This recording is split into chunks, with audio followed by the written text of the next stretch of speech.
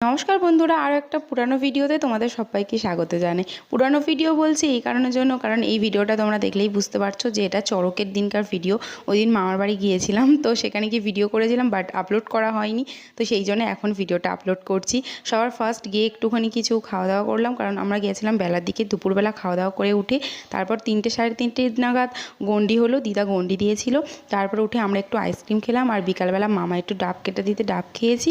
ডাব খেয়ে নিয়ে তারপর বার হয়ে গেছি সবাই চড়কে ঝাঁপ দেখতে। তো এখানে ঝাঁপ হওয়ার আগে এখানে ডাব আর তরমুজ বিভিন্ন কিছু ছুঁড়ে সবাই মিলে লোফালোফি করে আর কি, এটা একটা নিয়ম।